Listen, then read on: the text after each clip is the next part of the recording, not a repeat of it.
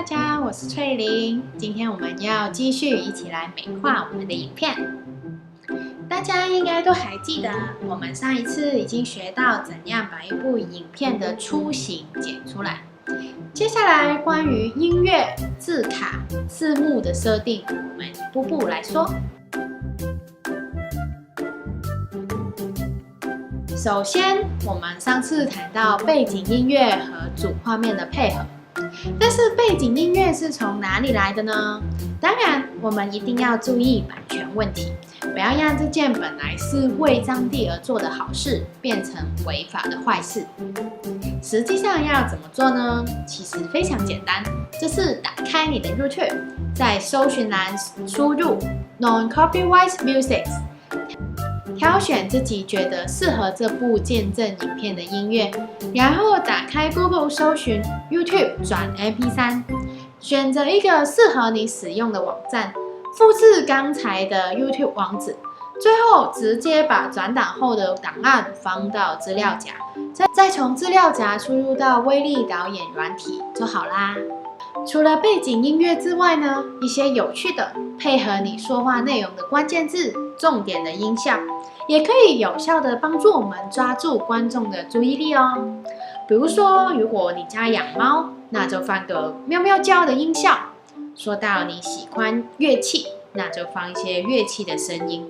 在这方面，威力导演内建就有一些音效片段，只要点击左下角的媒体工坊，再打开音效片段就会看到了。只要把这些音效拉到进度条，那就可以咯。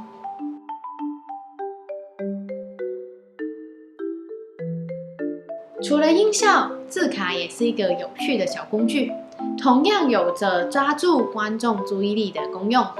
在威力导演里面，想要制作比较显眼的字卡，可以在文字工坊里面直接选择自己喜欢的文字特效，把它拉到进度条里面，再双击进度条里面的文字特效，编辑它的位置、文字内容等等。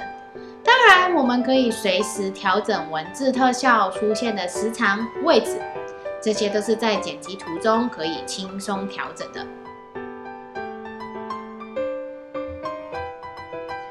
以上所有步骤都完成之后呢，我们就可以来完成最后一步，也就是上字幕啦。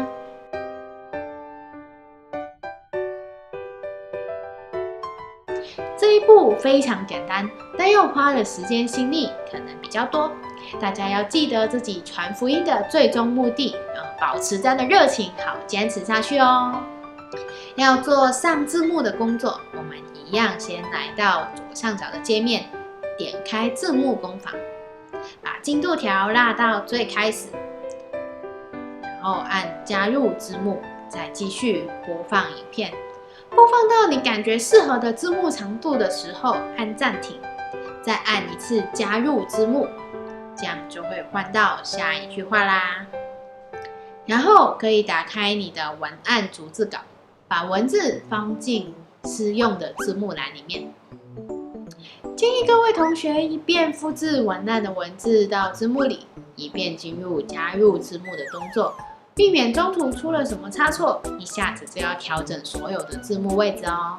如果字幕也完成了，那么只要最后播放一遍，检查一下有没有什么错字、放错位置的照片等等，就可以输出影片啦。